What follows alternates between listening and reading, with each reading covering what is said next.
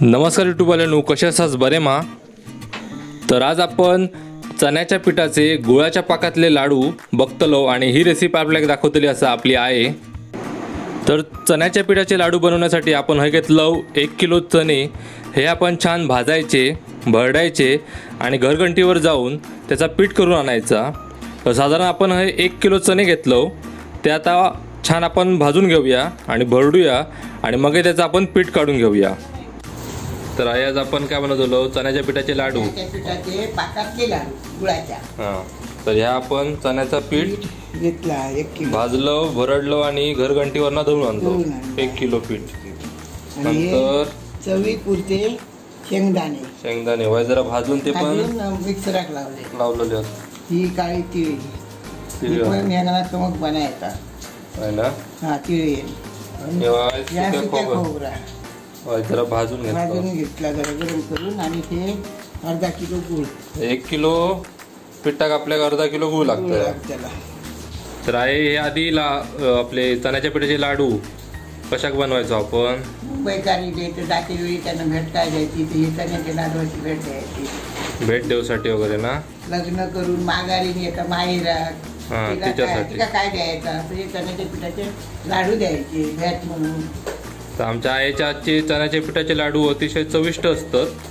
तर ती रेसिपी तुमका आज आम्ही दाखवतलो। आता आपण सुरुवातीला पाक करून घेऊया ना।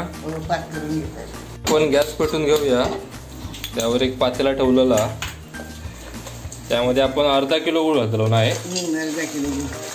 अर्धा किलो गुळाचो आपल्याला पाक करून घेऊचो।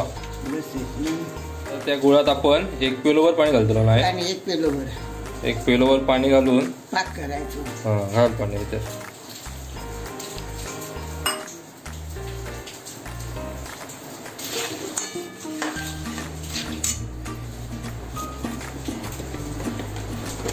तर आता ह्या गुळ आपण हळूहळू विरघळून घ्यायचा ना पाण्यात, विरघळून पाक करायची अशी तार झाल्यापर्यंत आणि नंतर त्याच्यात दाखवते खोबरा, शेंगदाणे आणि तीळ घालायचे। चवीसाठी आपण शेंगदाणे घेतलो ना।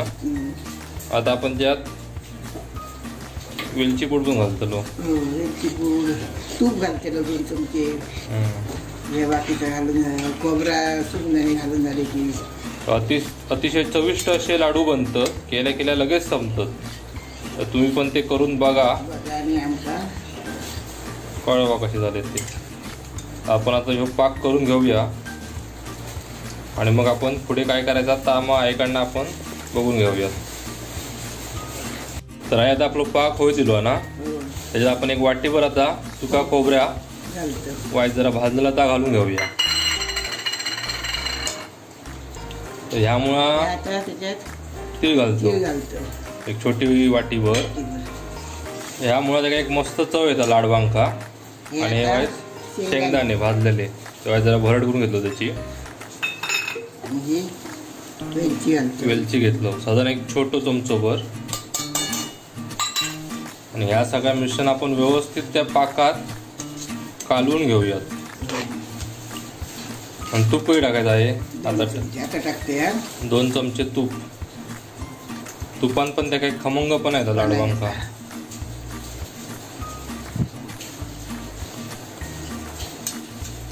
तर हे जुन्या काळात बनवले जाणारे पदार्थ असत, ते आम्ही खास आपल्या प्रेक्षकांसाठी घेऊन येलो आईच्या माध्यमातून।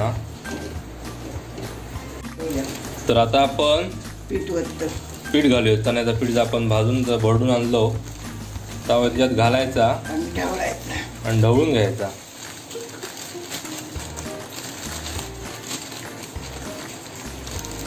गॅस आपण आता एकदम कमी केलेलो बारीक।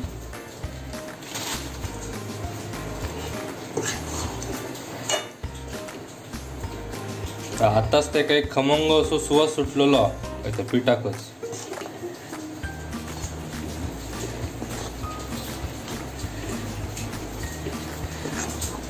तर 1 किलोत किती होतले लाडू तरी? 40 होतील, 40 होतले ना। आणि रवतले 8-15 दिवस अगदी व्यवस्थित रवतात, पण ते 8-15 दिवस रवायचे पण नाही, कारण खाऊन आपण सरवतो पटकन। एवढे ते चविष्ट असे लाडू होतात. तर या मिश्रण आपण सगळं एकजीव केलो आधी काही त्यान. आता आपण हे लाडू वळून घेऊया. तर आई आता आपल्याला दाखवतली कसे लाडू वळायचे ते. अगदी हलक्या हाताने ते असे वळून घ्यायचे.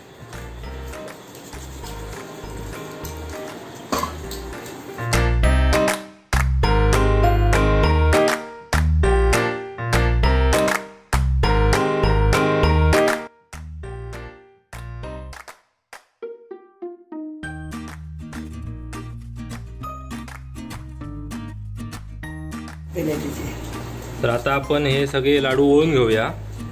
लाडू वळून झाले तुमका मग आम्ही दाखवतो कशा प्रकारे लाडू होतात ते. 1 किलो 40 लाडू झाले. हे कसे वाटले ते आमका सांगा आणि असे बनवा करा तुम्ही. तर आता चण्याच्या पिठाचे लाडू तयार झालेले असतात. हे व्हिडिओ तुमका कसं वाटलो हे आमका नक्की कळवा. व्हिडिओ आवडलो तर व्हिडिओ लाईक करू विसरू नको आणि चॅनलला नक्की सबस्क्राईब करा.